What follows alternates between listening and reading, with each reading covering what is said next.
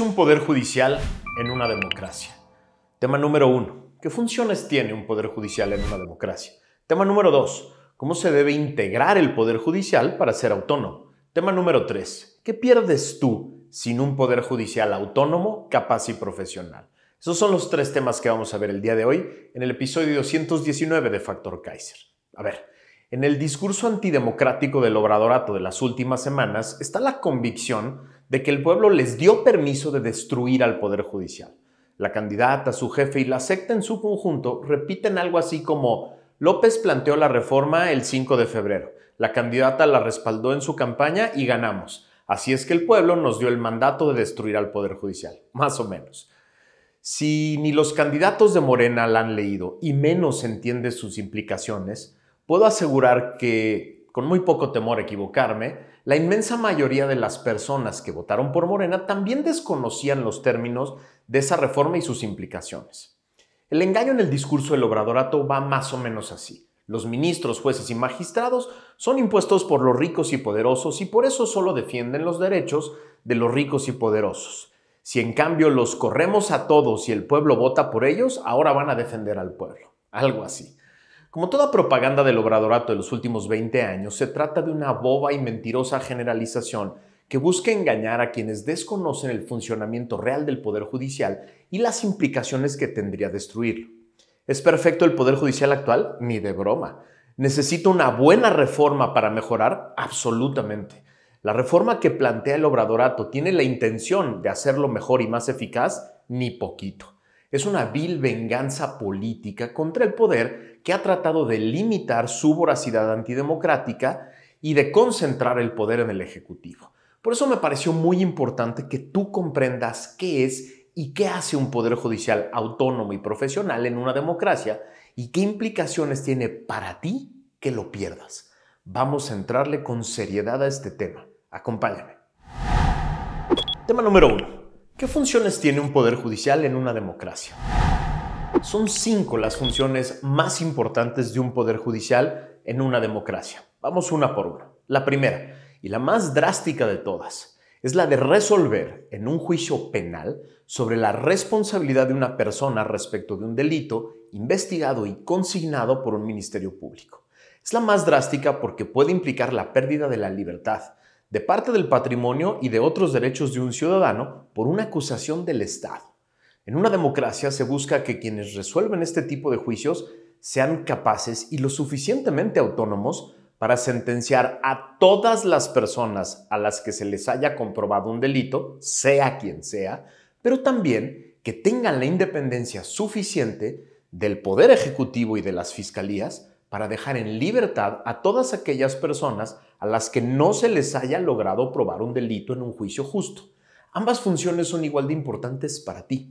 La primera porque nos libra de los verdaderos enemigos de México. La segunda porque nos protege de los abusos del poder que puede intentar meterte a la cárcel por sus pistolas. La segunda función de un poder judicial en democracia es la de protegerte de los abusos de poder que puede ejecutar cualquier funcionario de cualquier órgano que intente ir más allá de sus funciones, en contra de sus funciones o usurpe funciones que no tiene en tu contra. El amparo es el mejor ejemplo de esta función. Con el amparo, el Poder Judicial Federal te protege de toda autoridad que pretenda hacer algo para lo que no está facultado, algo en contra de sus facultades o algo que vaya más allá de sus facultades. La tercera función de un poder judicial en democracia es la de resolver las controversias que se pueden presentar entre particulares por la interpretación de leyes o contratos que los vinculan. Desde el contrato de arrendamiento que tienes en tu casa con tu casero, el financiamiento de tu coche, el contrato laboral con tu empresa, hasta las complejas relaciones contractuales entre empresas, las fusiones entre grandes empresas o la creación de nuevas sociedades. Todas esas relaciones entre particulares son susceptibles de terminar en un juzgado por la diferencia de interpretaciones entre las partes. Y lo que tú quieres es un juzgador profesional, capaz, técnico y autónomo que pueda resolver con justicia y apegado a derecho a favor de quien tenga la razón, en lugar de uno que pueda ser sometido por el poder, por el dinero o por intereses particulares en detrimento de la justicia y tuyo. La cuarta función básica que tiene un poder judicial en democracia es la de resolver controversias por las relaciones contractuales entre el Estado y un particular. El Estado utiliza millones de bienes y servicios de particulares, contrata la realización de obras a través de particulares y para esto genera miles de relaciones contractuales con particulares que implican miles de millones de pesos del presupuesto cada año.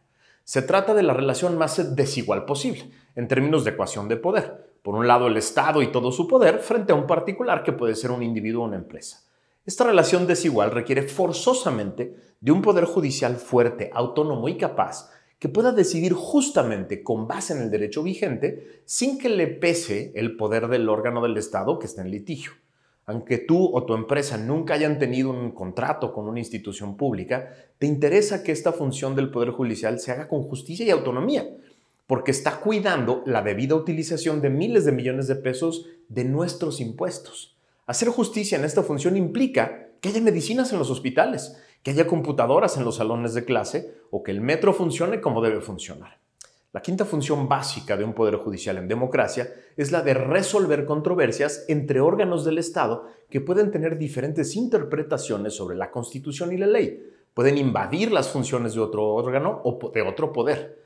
Las funciones diarias del Estado en sus distintos órganos son ejecutadas por personas, con distintos tipos de preparación, distintas formas de entender sus funciones y distintos intereses. Es normal y común que choquen entre sí, y por eso es tan necesario que exista un árbitro autónomo e imparcial que resuelva las diferencias entre órganos del Estado, para que exista orden y cada uno se dedique a lo que tiene que dedicarse, y así puedan servirnos a nosotros, a la ciudadanía.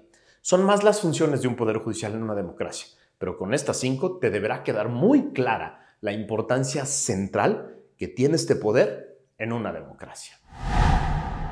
Tema número 2.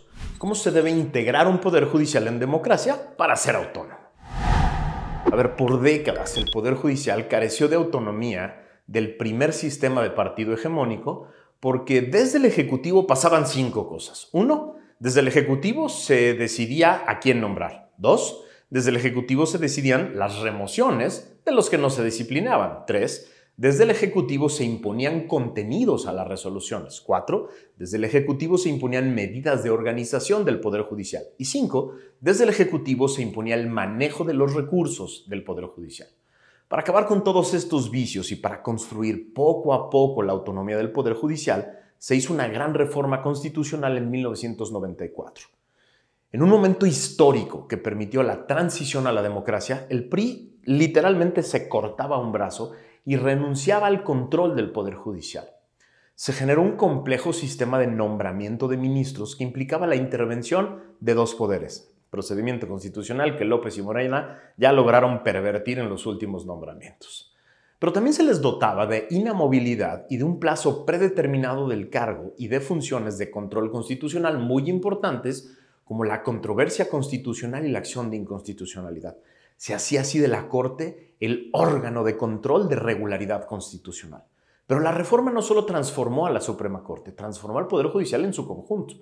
Con la creación del Consejo de la Judicatura Federal se dotaba a este poder de un complejo y muy robusto sistema de profesionalización de la carrera judicial. Para acceder a una silla de juez o magistrado, tenías que ganar un concurso en el que demostraras que eres el mejor y el más preparado para el cargo entre decenas, centenas o a veces miles de candidatos. Las asignaciones se especializaron por materia, para tener a los mejores y con más experiencia en distintas materias. Se les dotó de derechos laborales y buenos sueldos para promover su autonomía. Se les liberó de la amenaza de ser separados por incomodar a otros poderes. Se estableció un modelo de carrera judicial basada en el mérito y en el conocimiento. Se dotó al Poder Judicial de la capacidad de organizarse a sí mismo y de manejar y decidir administrar sus propios recursos como mejor les conviniera. Con todas estas medidas, el Poder Judicial Federal pudo ser un auténtico dolor de cabeza para los gobiernos de Fox, de Calderón, de Peña y de López. Se pueden contar por miles las resoluciones del Poder Judicial en contra de estos 4 expresidentes en estos 4 sexenios que mataban las aspiraciones, las decisiones del Poder Ejecutivo que al juicio del Poder Judicial no cumplían con la Constitución y con la ley. Los 4 hicieron berrinches con muchas de estas resoluciones. Los 4 intentaron revertirlas, pero solo uno de estos 4 quiere vengarse de esos ministros, magistrados y jueces que le impidieron hacer su voluntad. Apoyes a quien apoyes, lo que es un hecho verificable es que Fox, Calderón y Peña cumplieron la gran mayoría de las resoluciones del Poder Judicial, incluso aquellas que destruían proyectos, políticas o decisiones muy importantes. Ni Fox, ni Calderón, ni Peña intentaron vengarse del Poder Judicial con reformas o ataques al Poder Judicial o a sus miembros. A regañadientes si quieres, pero respetaron su autonomía y con esto cuidaron la democracia. Solo uno de los 4 presidentes hizo todo lo que pudo durante el sexenio para destruir la autonomía del Poder Judicial.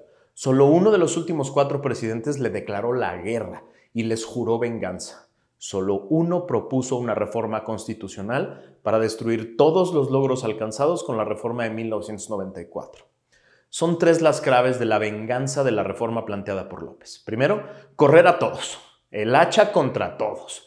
No importa si llevas años luchando por tu puesto y de manera honesta y transparente has demostrado que haces bien tu trabajo.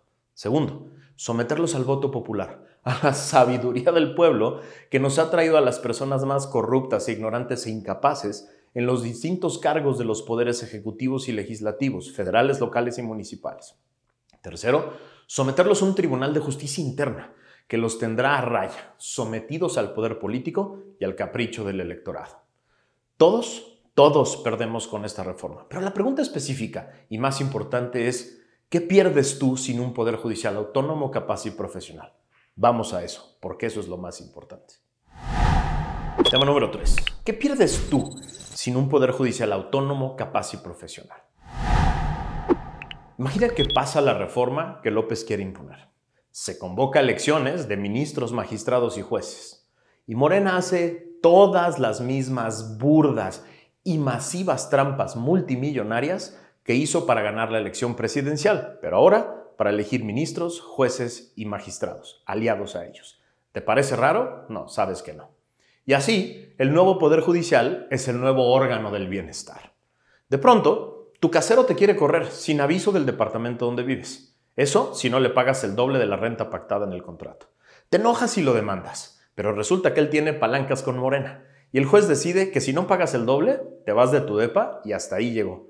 No tienes a dónde ir, no tienes a dónde pelear.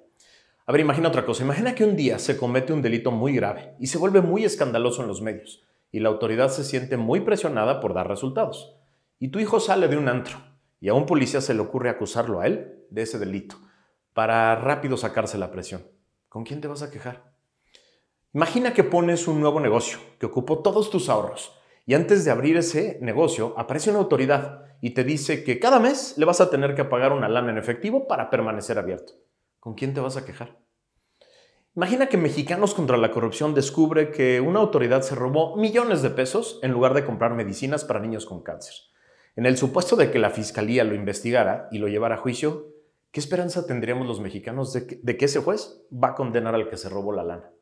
Imagínate que te corren de tu empresa, en la que trabajaste por años, y no te quieren pagar nada de aquello a lo que tienes derecho. Y los demandas, pero resulta que el dueño de la empresa juega golf con un senador de Morena. ¿Cuántas posibilidades crees que tenga tu demanda? Imagina que inviertes todos tus ahorros en una institución financiera que te prometió multiplicarlos, y de pronto pierdes todo tu dinero y nadie te da la cara, y los demandas.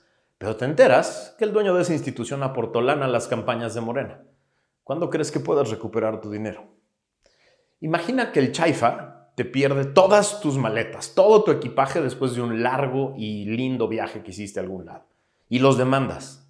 ¿Quién crees que gane? Imagina que un pariente tuyo va en el metro y hay un accidente y tu familia quiere que el gobierno repare el daño y los demandas. ¿Cuántas posibilidades tienes de ganarle? Imagina que internas a tu madre en el IMSS porque es beneficiaria tuya y los médicos cometen una grave negligencia que afecta su vida. ¿A dónde irás a quejarte?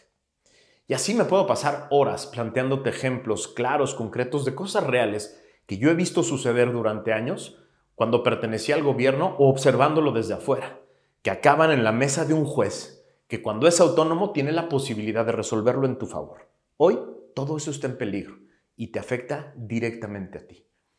Tú dime si los votos le dieron a Morena el permiso de romperle la madre al país de esa forma. Tú dime si es cierto que los votos le dieron el permiso de quitarte tus derechos y la posibilidad de reclamarlos. Yo creo que no.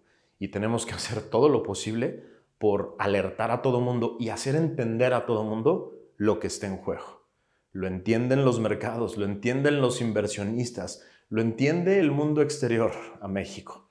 El chiste es que lo entendamos nosotros, porque ya perdimos la democracia, pero si además perdemos al Poder Judicial, perdemos la República y perdemos tú y yo. Perdemos derechos, perdemos libertades y perdemos la posibilidad de recuperar al país. Más nos vale ponernos las pilas en este momento y generar la resistencia.